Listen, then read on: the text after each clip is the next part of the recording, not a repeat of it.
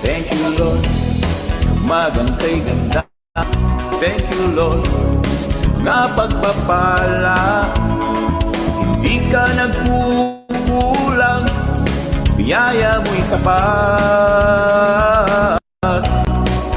Thank you, Lord, sa kalakasang taglay. Thank you, Lord, sa bagong umaga. Hindi ka nagbabago, pag-ibig mo'y tapat. Ito ang lagi aawitin ko, para sa'yo, para sa'yo. Every gising is a blessing. Every day is the day of the Lord. Every gising is a blessing. Every day is the day of the Lord.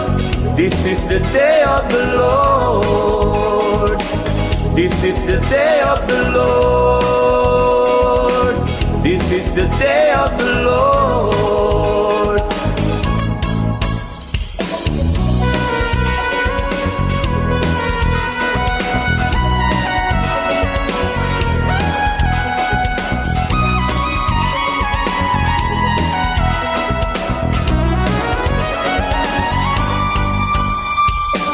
Every gising is a blessing.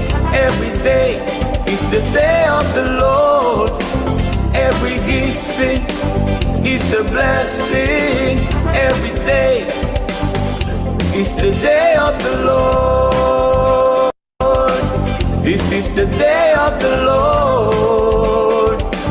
This is the day of the Lord.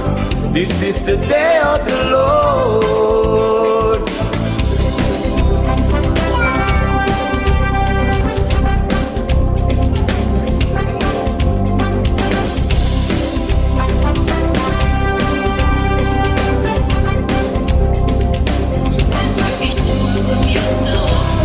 Every blessing is a blessing.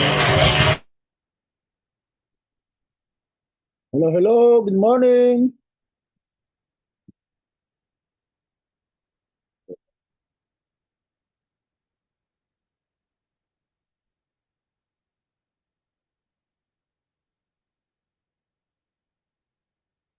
Good morning everyone. Ayan. Hello, hello. Ay, mawala.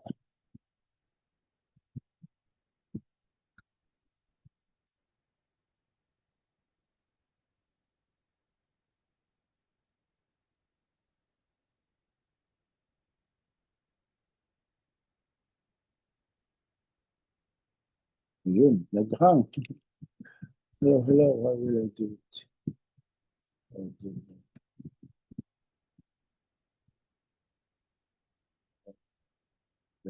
Ayan, okay. Ayan.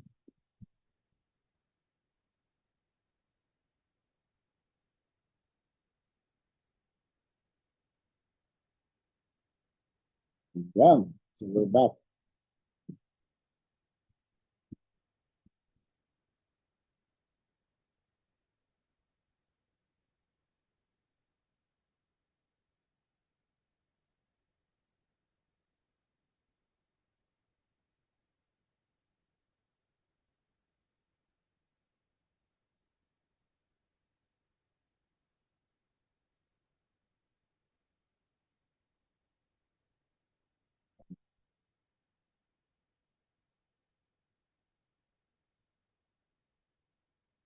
Okay.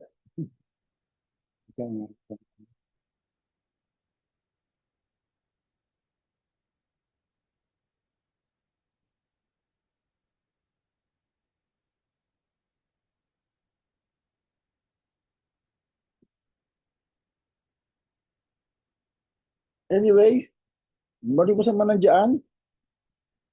Ayan, nakagis kasi ito dito sa aga. How do I sit this? Anyway, mali mo sa manandiyan. Ayan, nakagis kasi ito dito sa aga.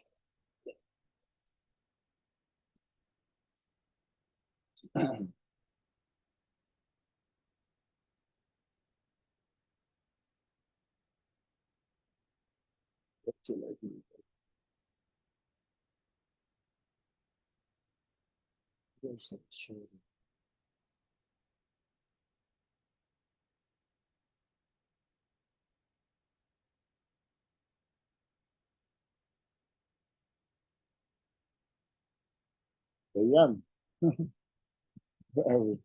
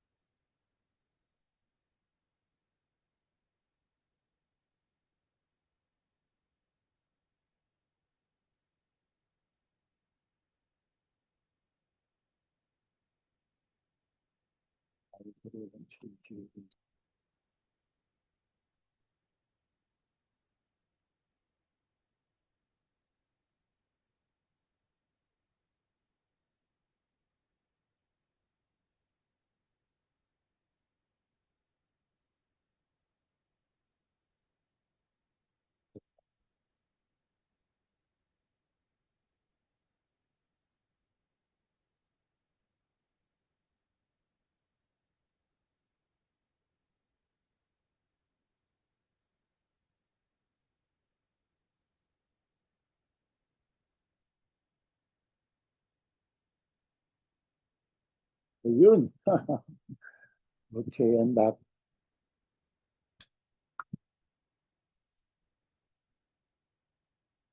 Yan. So, good morning everyone sa mga nandiyan.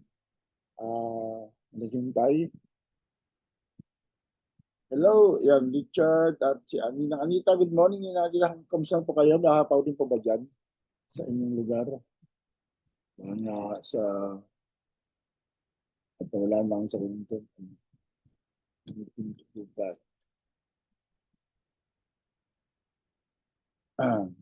Richard Tan, hindi ka nagbukas sa gym? Naghihintay ako sa gym eh. Pero ba't kaya ito na wala ng ilaw? Ganun ba yan?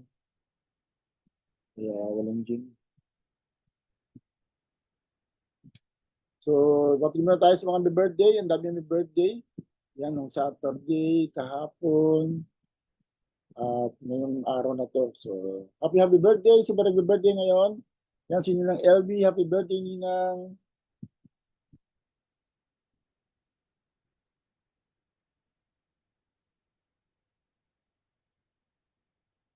At si Luco din, birthday pala ngayon. Sa kaibigan sa kaibigan bata. At sa Nanay Enya pala ngayon daw ang birthday Nanay Enya. Nanay Enya, happy birthday. Namisyata namin kay kahapon. Ano? Dahil malakas ang ulan. Kaya marami rin hindi nakadalo sa church.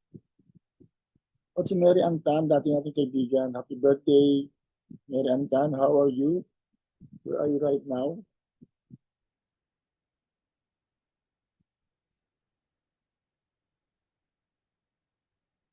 Kapatid niya, swam kapatid ko. Basta, yan, kaibigan natin dati.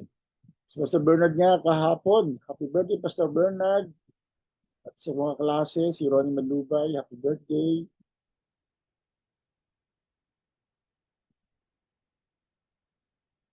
At si Laura Montes Montano Cortez, happy birthday. Yan, si Ate Laura, birthday pala kahapon. Ayan, okay. At sa kong kaibigan, si Ernie Agtarap, happy birthday.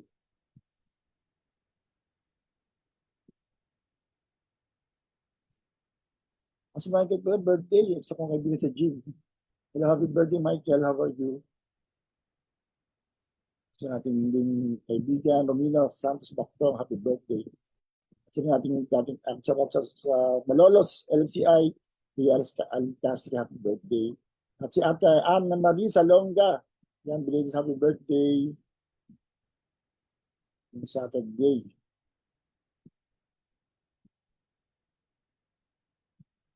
Okay, so dami yung naging birthday, anniversary, anniversary na kasal. Sila Kuya Ate Arceli, tsaka si Kuya Chris, anniversary. At ngayon yata, o kahapon, si Kuya Dom at si Ate Evelyn. Yan, at advance happy birthday na nga si Kuya Dom yung Saturday. Pero bukas pa kanyang birthday basically, 21. Yan, so happy birthday advance sa inyong lahat. Sa mga nag-anniversary na kasal, yan habang nawawala pa ang aking video.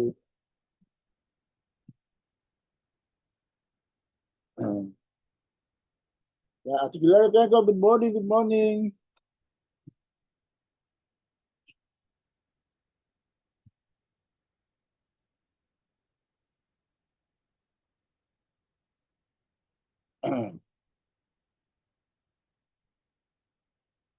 So Anita, Anita, good morning. Yan, kahapon medyo marami nabigla kasi I was not supposed to be a speaker pero nag-ako speak dahil medyo marami may sakit na si Papo. Papo iniinda rin yung konti kubo, sipon at mag-ingat ka lahat dahil nga medyo nagkakaroon doon ng outbreak sa Manila ay yung tinatawag na influenza like illness. Yan parang influenza na nag-outbreaks dahil sa mga bata.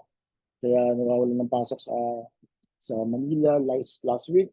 At ngayon po walang pasok sa Kalumpit po 5 araw. Dahil nga maulan kanina kahapon. Pero ngayon maaraw na. Dahil ngayon maganon talaga pag binigyan ng pasok, tsaka gumaganda panahon. Tapos nakapag-declare na. So wala na. Nasa bahay ng mga bata, hindi nakapapasok. So pag-play natin na maging regular ang pasok kasi nga mahirap talaga yung online learning dahil nga mas nagabawasan ang kanilang drive na mag-aral. Pero yan, wala tayong gagawa. That's the situation right now. Kung saan talagang dahil sa takot din sa mga pangamba, sa mga bagyo at sa ulan at lalo nga higit sa lindol ay nagkakaroon ng konting ingat talaga. Hello, Pastor Marita, good morning. Yan, Ate Gloria Penco, good morning, good morning. Ano bang hinintay natin itong ating PowerPoint? Anyway, kung hindi nag-aarto, let's go na to our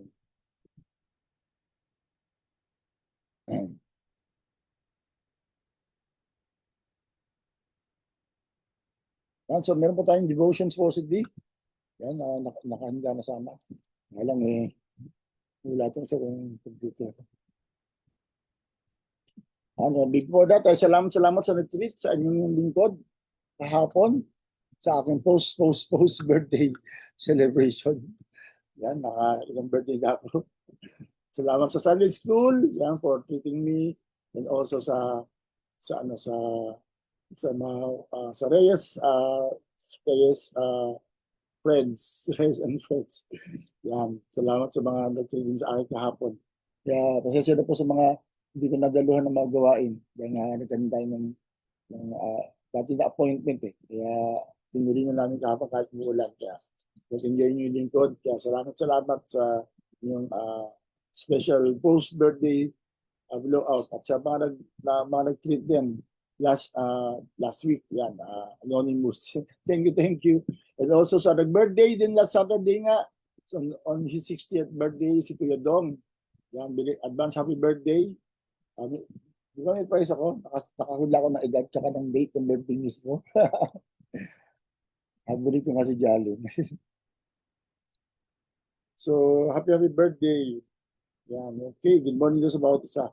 So, ingat-ingat lang po tayo sa mga ulan at sana po hanggang bumaha. Although kahapon dahil malakas ang ulan nung morning ay medyo may pangbaha na rin. Pero hopefully, madali namang mag-subside dahil ngayon maaraw na uli. Kaya, sana makarecover ng lupa, Kasi nga, nung nakarecover na tayo sa baha, pero later on, umulan pa rin. Kagabi umulan, kaya medyo marami pa rin nangamba. Kaya, anyway, tayo po ay nalangin mo na po.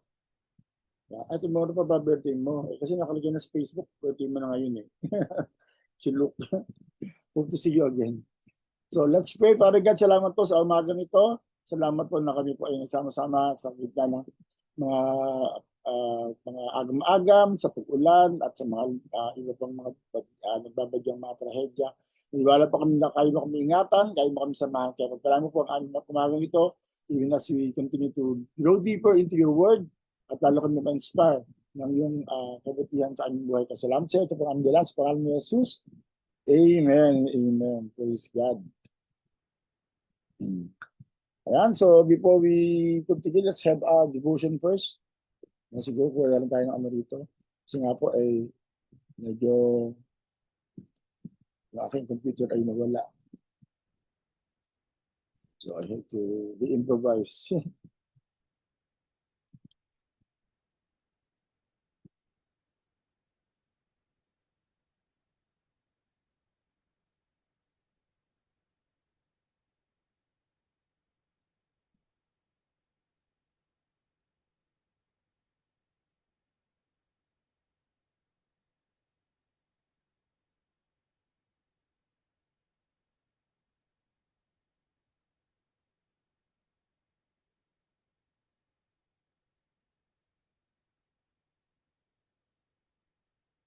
Saan po about sa? Ayan. 66 days na lang po. Pasko na. Kaya kayo po ba ay handa na? At ano po, dekorasyon, mga ganyan. Ayan, okay. So, na.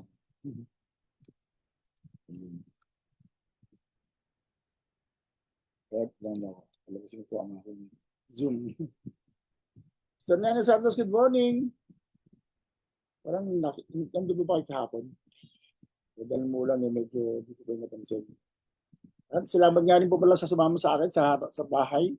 Yan, si Marlon at si Marco. Si Michael. Michael Chico. Thank you for keeping me company here at my house. Yan, salamat po. Medyo kinabi tayo ng oras ng gabi. Ayun, pagdating ko, tulog na kayo, kaya hindi ako naman masyado. Kaya ngayon tayo kita-kita ulit sa umaga.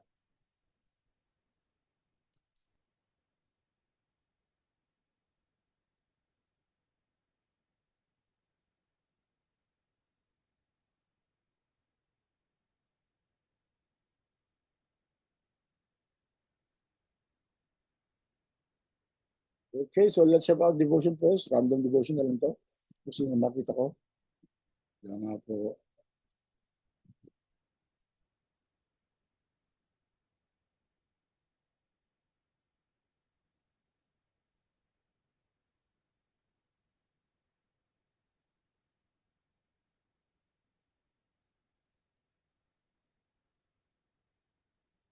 Let's listen to this devotional sharing.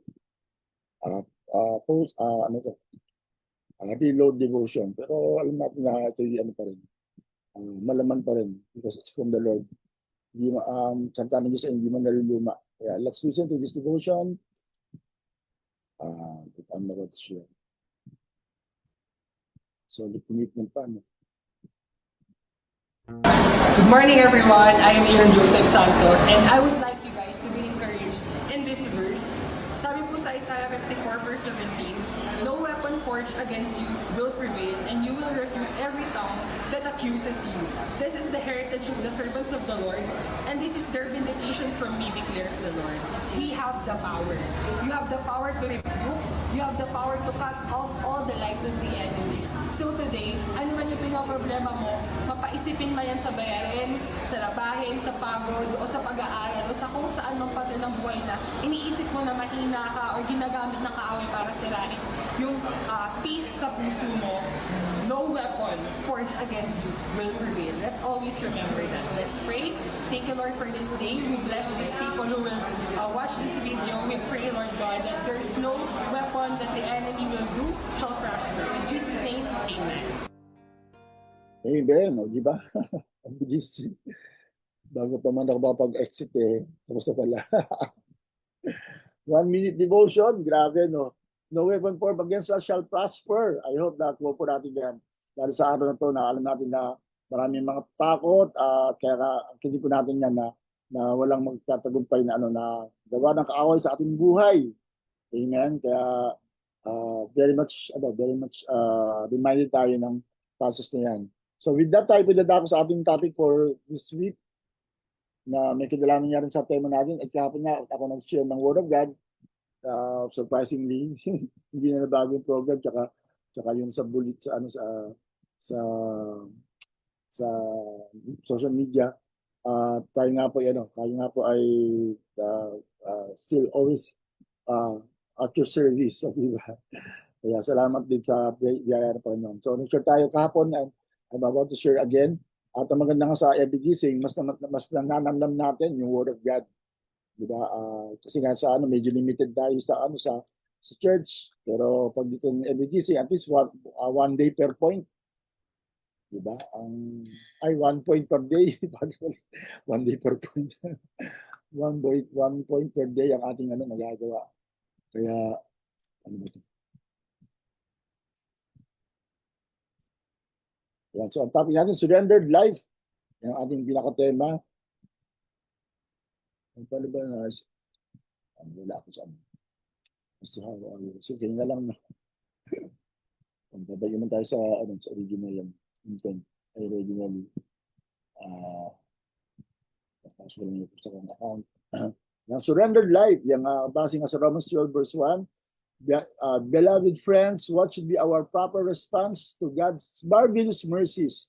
Yung sa tingin na ginawa ng Diyos sa atin, ano maging proper response natin? Ang proper response daw, it's your own decision to really do this, to surrender yourselves to God, to be sacred, living sacrifices, and live in holiness, experiencing the delights in His heart. Wow! For this becomes your genuine expression of worship. Praise God for that powerful verse. So kaya kapag nga ang ating since God's positioning for surrendered life, ay naghanap tayo ng isang story sa Bible na talagang ito yung sinabi, talaga itong ginawa. Pinususin niya ang sarili niya to be a sacrifice. Aside from Jesus, na talagang nilagay niya ang sarili niya, iaalay niya ang kanyang buhay sa Panginoon, meron siyang typology na ginaya somehow. Dahil mas nauna to ng pag-aalay ng buhay. Yan, for God so loved the world that He gives only begotten Son. Yan, di ba? Binigyan niya kaisa sa anak, si God. Kaya alam natin na may halimbawa, ito yung naging illustration ng ginawa ng ating pag-uusapan ngayon sa umagang ito, na buhay. At yung walang ba kundi si Abraham. So let's talk about Abraham.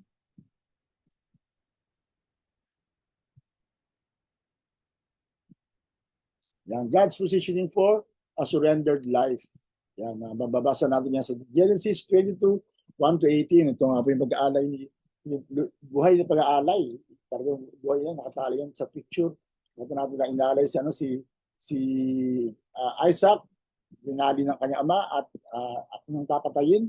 Talagang iaalay niya talaga sa Panginoon with no ifs or buts. Dahil sinabi ng God na siya ay iaalay. At yun nga po ang gagawin niya.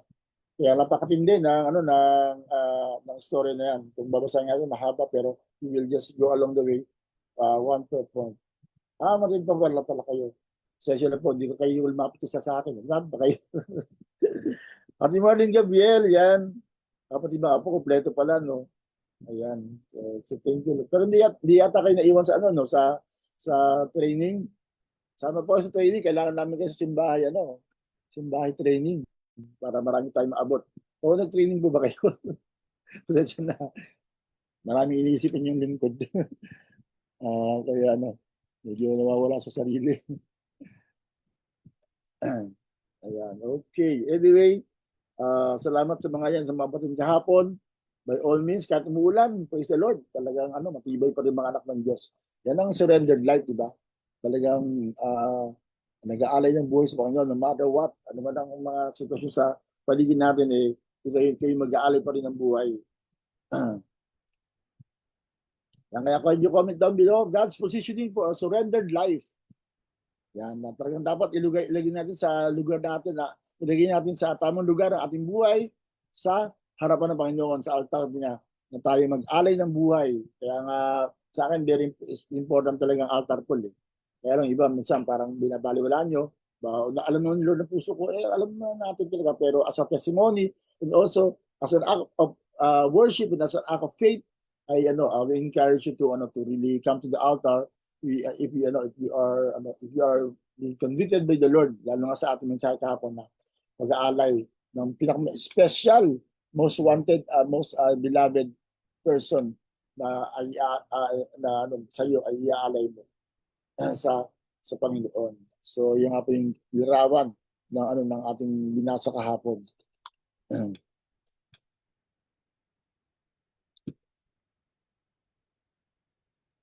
Ayan, okay. Kasi tayo. Okay, so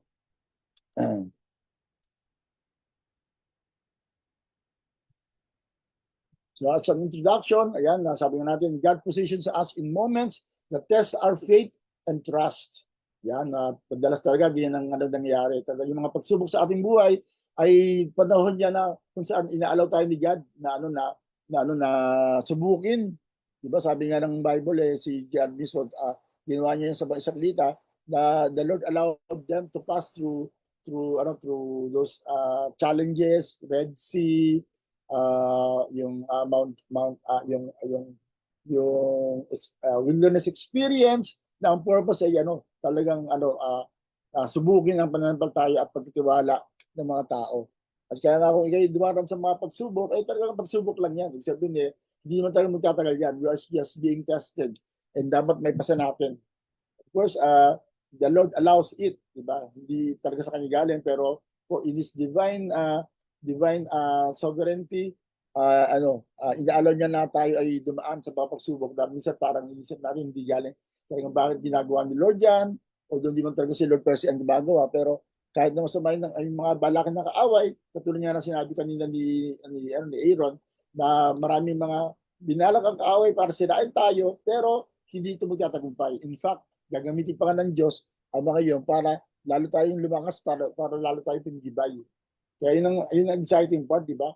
Imagine yung negative na nangyari sa iyo, yung pangit na inaayawan mo, siya pa gagamitin ni Lord para lalo kang tumatag at lalo kang maging maayos sa Kristiyano.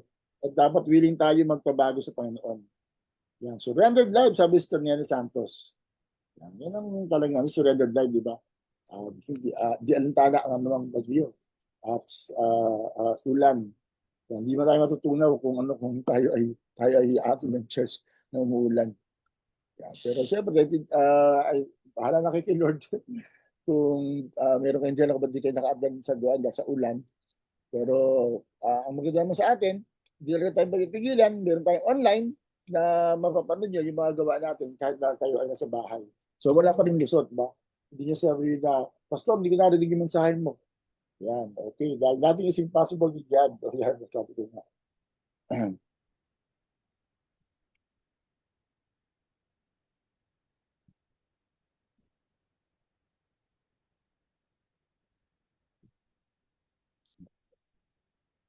Okay, so tuloy natin yung ating mag-aaral. So I have 4 points. So hanggang Thursday, pag-usapan natin to.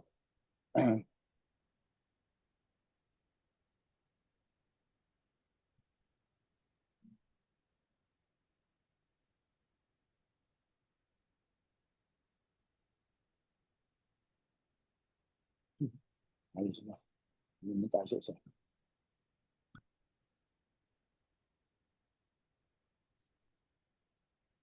So God positions us in moments that test our faith and trust. So kapag may mga pagsubok tayo pinagdadaanan, paralan ng Diyos para tayo subukin. At nawa may pasa natin. At pag-usapan natin yung story of Abraham, na pinakita kung paano inalay ni Abraham si Isaac, ito yung ipapakita na yung ating pagsuko ay ito pala yung magbubunga ng pagpapala. Kaya kung sumubok pala, meron talaga pagsukong gagawin. Hindi basta-basta yung ito ay pagtupalain na lang, basta subukin ka na lang. Hindi alam natin, lahat yan may plano. Lahat yan pwedeng gamitin ng Diyos para sa ating layunin. Para sa kanyang layunin, I mean. Ayan. Okay, so that the story of Abraham and Isaac reveals how surrender leads to blessing. Yan. Surrender leads to blessing.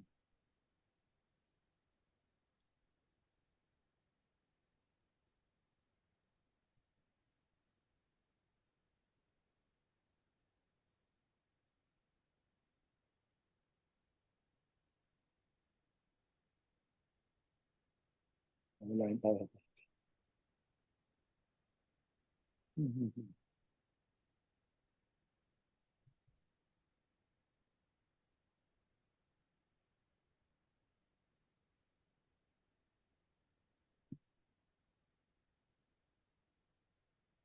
So, usapan natin yung the place of testing. Nasa God's call to surrender. So verse 1 and 2 ng Genesis 22, sabi dito,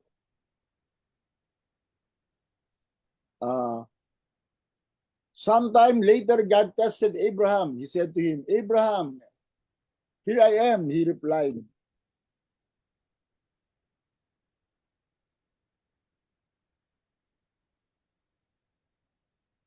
So, sinubok ni Lord si Abraham, tinawag pa.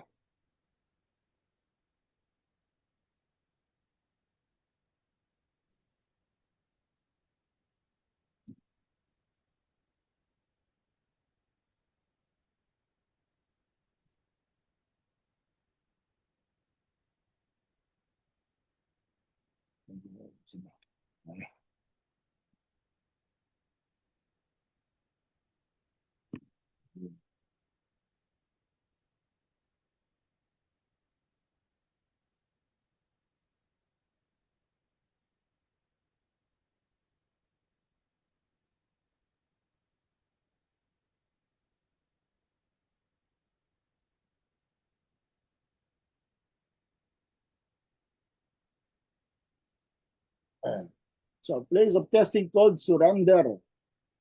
For God's call to surrender. Ayun sa ating verse na we are living sacrifice. Sabi ko nga, ang problema daw sa living sacrifice, yung sacrifice kaya nawawala madalas, gumagapang daw. Nakita natin dun sa larawan, sasabi sa kwento, si Isaac, wala magagawa eh. Una, masunurin siya sa tatay niya. Pangalawa, tinali siya ng tatay niya. Kaya hindi na siya pagalaw. Dapat talaga pala pag tayo nag-alay ng buhay sa panlakatali, di ba?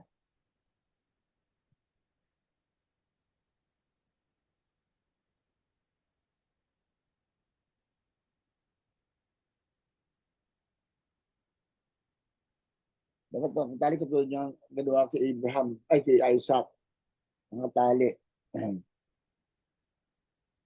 So sabi ito nga sa Revelation, Genesis 22, 1 and 2, tinawag si Abraham, here I am, he replied, at hindi na siya tinigil doon. Verse 2 pa na walang papaliwanag ng buhay na nakaari sa Panginoon. Ang sabi ito, then God said, take your son, your only son, whom you love, Isaac, and go to the region of Moriah, sacrifice him as a burnt offering on a mountain I will show you. Grabe, no? Talagang pinangakong anak, what happened?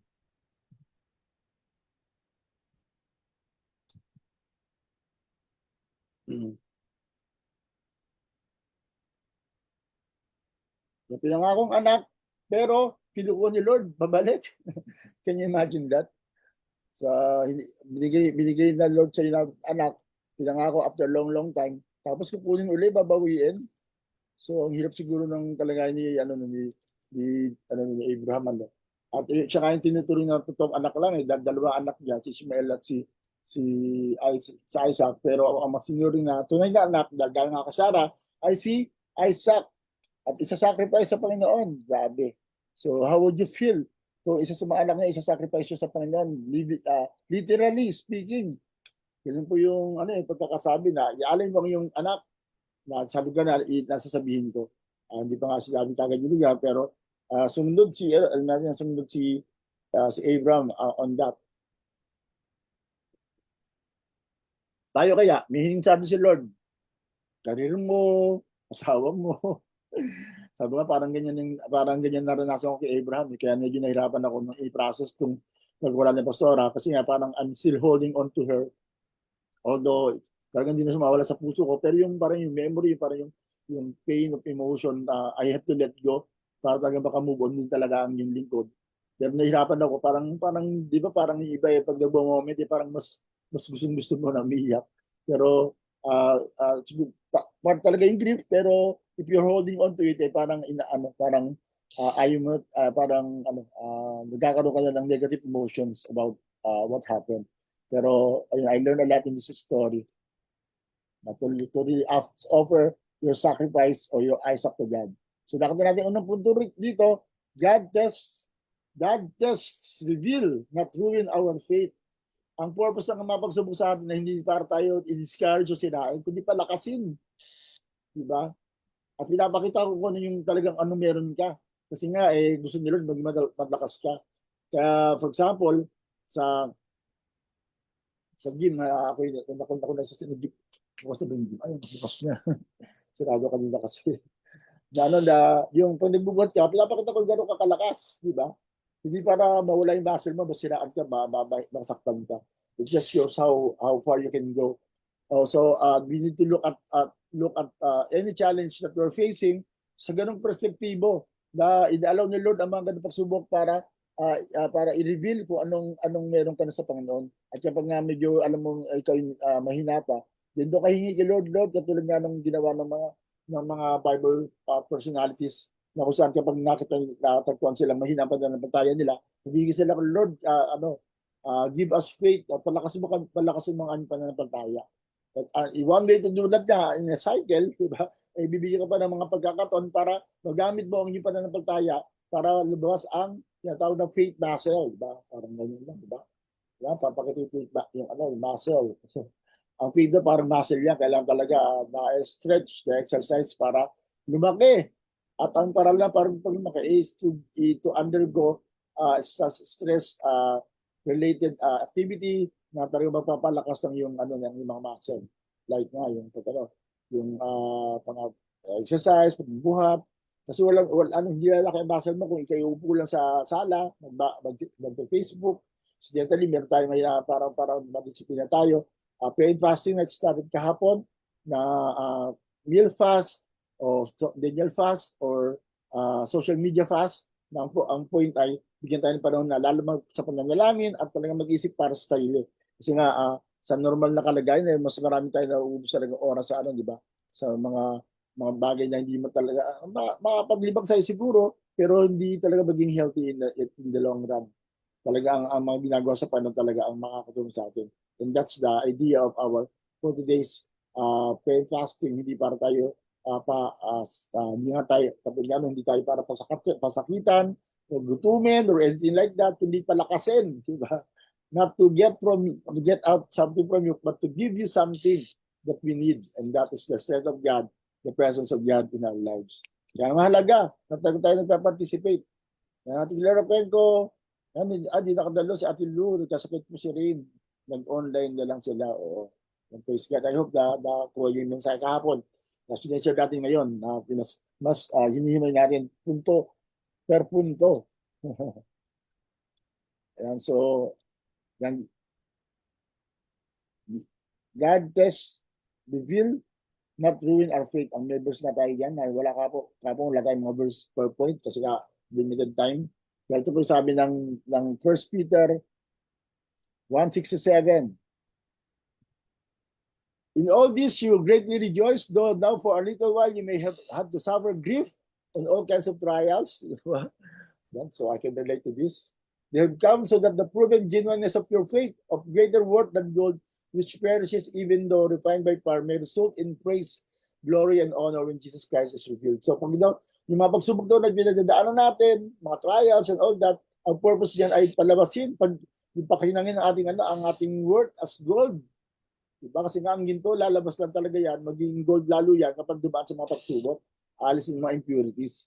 Kaya every time I my way to be refined, every time na talagang dumadaan ako sa process o sa episode of grief, talaga iyak ako, pero I will use this as an opportunity to go deeper into God in His presence. Talagang ibabalik ko na kagad yung aking mindset kay Lord. Dahil alam ko naman for example, Pastor, yun ang ginagawa niya ngayon, di ba? Talagang nakapokus na lang siya kay Lord. tayo maraming distraction dito sa mundo, pero we can discipline, we can start something like this that we're doing. Na talaga yung mga pagsubok natin pinagdadaanan ay tingnan natin na paraan ng Diyos para tayo ay lumakas. Hindi pampasira, kundi pampalakas. Amen. Diba? Ang pagsubok ay vitamins. Amen. Na para lumakas tayo. Hindi ka magreklamo kay Lord, Lord, ba't na naman ako? Ganyan-ganyan. Talagang hindi ka tatantanan ng mga pagsubok kapag hindi ka natututo. Para nangyari sa Israelita. 40 days silang paikot-ikot sa bundok eh. Kasi hindi sila matuto eh. O sige, ikot pa rin, hindi kayo natuto eh. So gusto niyo mapabilis ang proseso, matuto lang po tayo. Talagang trust God in everything that is doing. Kahit minsan hindi mo naintindihan yung mga pagsubok, pero you have your ways para talagang lalong ma-focus ang mindset natin sa Panginoon. Amen. Praise God. So, pangalawang punto dito.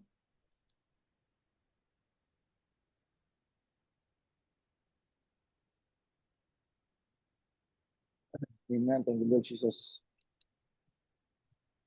Oh.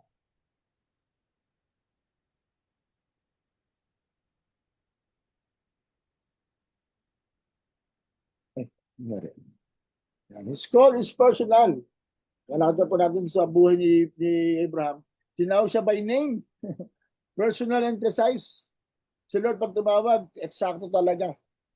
Talagang the times that talagang if you are more than willing enough, He will give us instructions very, very, naayon sa kanya kalooban and also talagang pinupuntuhan talaga yung kanya tinatawag. Kaya nga ito sabi nung verse dito, John 15:16. Yan, ito isa sa mga live verse ko. You did not choose me, but I chose you. Wow. And appointed you so that you might go and bear fruit that will last, so that whatever you ask in my name, the Father will give you. So, pinili tayo ni Lord. Hindi natin siya pinili, pero pinili tayo ni Lord. Wow. At palagbuhin na kanyang kalooban. Kaya marami sa atin ay talagang na minsan ay naguguluhan kung ano gagawin kapag tumingin ka nga lang sa mga bagay na pansamantala. Pero kung titingin tayo sa patagalan, makita natin na si Lord talaga yung pumili sa atin. At even yung mga circumstances sa buhay natin ay ginagamit ng Diyos para mapalapit tayo. Ako talagang sa totoo lang po ay ganyan ang nangyari sa akin. Na talagang the Lord called me at minsan talagang parang matigas pa ulo ko and all that, and the Lord uses things around me para talagang sunod ako. Pero kasi nga, kung meron gusto si Lord talaga sa pagsunod, ay hindi kayo napilitan eh. Diba? Dapat willing. Dapat talagang nasa puso yung pagsunod. Amen po ba? Diba hindi yung the Lord twisted your hand. Kaya wala akong gagawa kundi sumunod. Pero mas maganda talaga na ikaw mismo ay willing sumunod. At kaya nga, kung tinatawag ka ni Lord, come on, respond. Diba kaya yung altar call kahapon, salamat sa mga tumapit sa altar call. Dahil nga, yun yung simple pagsunod sa Panginoon. Kapag yung mga ganun, di mo pa magawa pagsunod, paano pa kayo mas matitindi? Diba? Yung talagang inisip natin, talagang dapat talagang tayo may handa doon sa calling na yan. At yung mga pagsubok ay God's ways for us to really prepare us for that. Kaya nga, di ba, Abraham, maraming tao tinawag si Lord by name. Si Samuel, di ba, si Moses, yung mga disciples, talagang tinawag ng Diyos. Bago pa man sila makilala ni Lord personally, ay marami na siyang paraan para mag-celebrate tayo ng Pasko as early as now. Amen. Thank you, Lord. Thank you, Jesus. Thank you, God. So, salamat sa Panginoon sa calling niya. Yan. And then lastly, for this morning,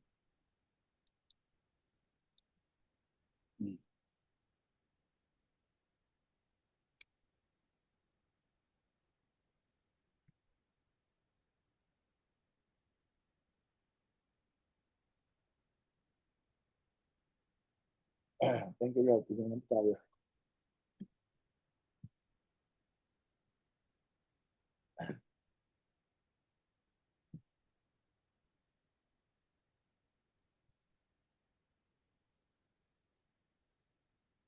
Yan. God often asks for what we value most. Ayun ang matindi dyan, di ba? Ang hiningi ni God kay Abraham, si Isaac. Kaya ang tanong natin kahapon at hanggang ngayon ay, baka may Isaac na hiningi sa'yo si Lord, di mo pa binibigay. Yung mga anything, bagay, tao, relasyon, mga kumukuha ng oras natin, mga pinapahalaga natin, pero the Lord is asking, anak, bigay mo sa akin yan. Mas magandang bigay mo sa akin yan, pagpapalain kita. At hindi madali yun, lalo ang kay Abraham na naghintay ng for so many years at each of 100 siya nagkaanak tapos hihingi pa ni Lord yung kaisa sa anak, although galing naman talaga sa Panginoon, pero hiningi ni Lord, kaya nga isa yan sa dapat natin matutunan na talagang ang lahat ng bagay na meron tayo galing talaga kay Lord. So wala tayong karapatang i-withhold yan, di ba?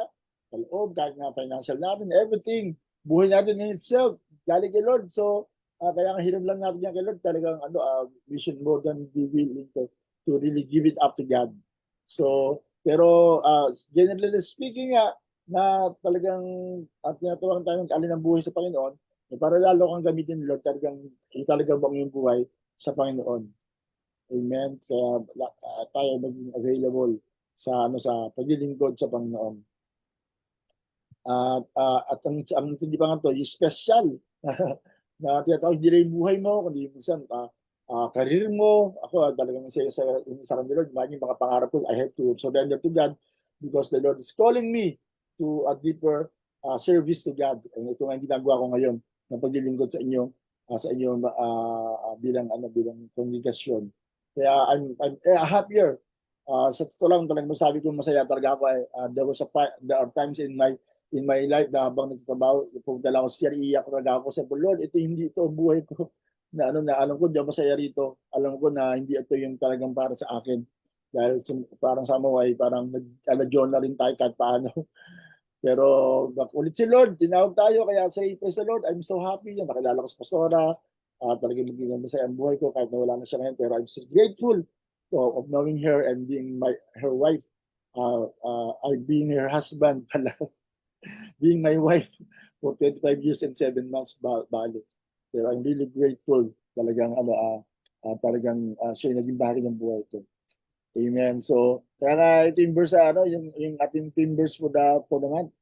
Ito yung ating verse din. God often asks for what we value most. At syempre, pinakapahalaga natin talaga, di ba yung buhay natin.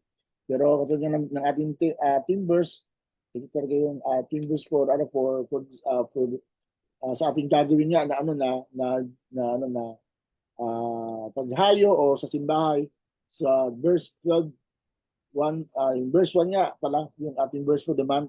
Therefore I urge you, brothers and sisters, in view of God's mercy, to offer your bodies as living sacrifice, holy and pleasing to God. This is your true and proper worship.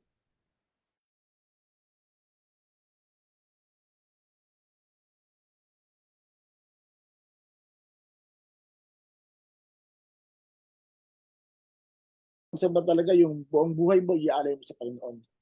Amen. Talagang tapos nga yung mga bless yung mga ibang tao sa pamamagitan ng buhay by just following and just surrendering your life to God. And if anything that God is asking you to surrender, to offer yourself as living sacrifice. So here I am, Lord. Here am I, holy and available. Sana sabihin pa natin kay Lord yan. Kaya nga maraming pangangailangan ng ating church na mga maglilingkod, mga self-leader nga, kaya we're going through training again para tayo may handa sa pag-abot sa maraming kaluluwa. And I do hope na ilan sa atin ay ma-encourage to do the same para sa iyong kapurihan, para sa pagkapurihan ng Panginoon. Amen? Na talagang maluwalhati si Lord sa ating buhay. Kaya ngayon sa bagang ito, as we surrender to God, tayo po yung manalangin at tayo nga po yung mag-alin ng buhay sa Panginoon. Thank you, Lord. Panginoon, salamat po sa oras na to. Salamat po na ikaw ang Diyos na talagang tumawag sa amin katulad lang ng aming alam na bago pa ba kami ipananganak ay hinanda mo na kami sa mabubuting gawa. Talagang tinawag mo na kami, Panginoon, and we just need to respond so that it will be easier for us to really give it up to you, Lord, dahil alam namin na puso namin ay para sa iyo. Kaya sa mga ito, ano man ang patuloy mong hihingi sa amin, oras man yan, talento man yan, even our resources and anything about us, Lord, to continue to to mold us, continue to allow us to be speaker, uh, allow us to be used for your glory, O God, in Jesus' name. At tunay nga na talagang lahat na meron kami ay talagang may alay namin sa iyo, Panginoon. In Jesus' name, in Jesus' name. Thank you, Lord. Thank you, Lord. Kaya salamat sa iyo. Nawa, yung mga may birthday, mga may sakit, Lord, pagpalaan mo po may birthday ngayon at mga may sakit. Tunay rin na pagpalaan mo rin po, Panginoon, ang mga anniversary ng kasal. I pray that they all of them, Lord, will really see your goodness in Jesus' name. Kaya salamat sa iyo, Panginoon. Pagpalaan mo po ang aming buong araw at buong linggo, lalo sa mga pagbanta ng pagbabago ng panahon, araw ngayon para mamaya mga mulan. Kaya yung aming mga sistema rin ng pag-aaral, Lord, yung online classes, Lord, dawa ito yung makapag-epektibo pa rin. Maraming nahihirapan sa ganito set up, Lord. I pray na tulungan mo po ang nataan yung mga estudyante o dyan.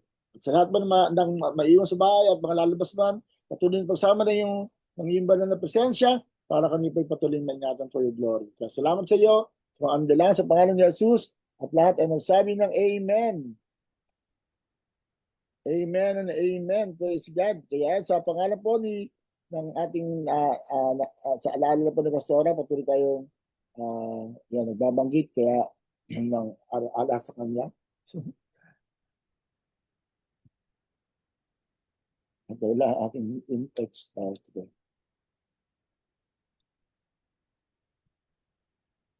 So next tomorrow po, yan, tayo po yung patuloy sa ating pag-aaral. At kung naman ang patuloy na dinidil sa ating Lord, come on, let's be sensitive enough to hear that. Kung may pinapagawa si Lord sa isa araw to, tayo po sumunod dahil alam natin na doon ang blessing talaga sa pagsunod. Katulad nga natin matutunan as we surrender our lives, then the blessings will really overflow in our lives. Amen. Amen. At bilang happy birthday nga rin pala sa kaibigan ni Pastora, si Tere Marcelo. Parang hindi yata siya nakitang nag-appear sa ko. Bakit tinabi yung birthday? Pero last October 18 na kanyang birthday. Yeah, happy birthday pa rin. Tere Marcelo.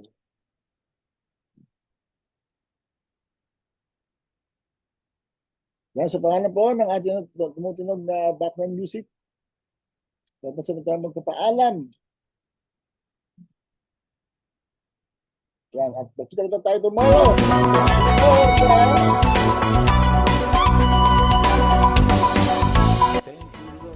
So every blessing is a blessing. God bless, shalom, shalom.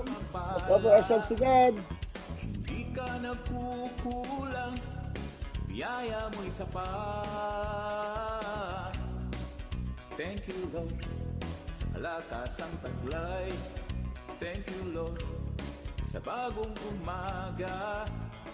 Hindi ka nagbabago, ibig mo'y tapat. Ito ang laging aawitin ko. Para sa'yo, para sa'yo. Every gising is a blessing. Every day is the day of the Lord. Every gising is a blessing. Every day is the day of the Lord. This is the day of the Lord. This is the day of the Lord. This is the day of the Lord. Thank you, Lord, sa umagang kay ganda. Thank you, Lord, sa mga pagpapala. Hindi ka nagkukulang, biyaya mo'y sapat. Thank you, Lord, sa kalakasang taglay. Thank you, Lord, sa bagong umaga. Hindi ka nagbabago, pag-ibig mo'y tapat. Ito ang laging aawitin ko. Para sa'yo, para sa'yo. Every gising is a blessing. Every day is the day of the Lord. Every gising is a blessing. Every day is the day of the Lord. This is the day of the Lord. This is the day of the Lord. This is the day of the Lord.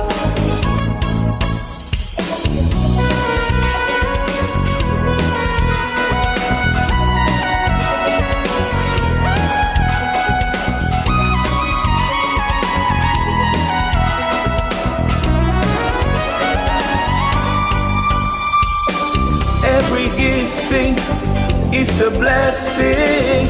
Every day is the day of the Lord. Every gising is a blessing.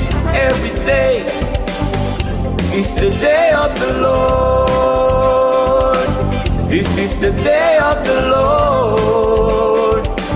This is the day of the Lord. This is the day of the Lord.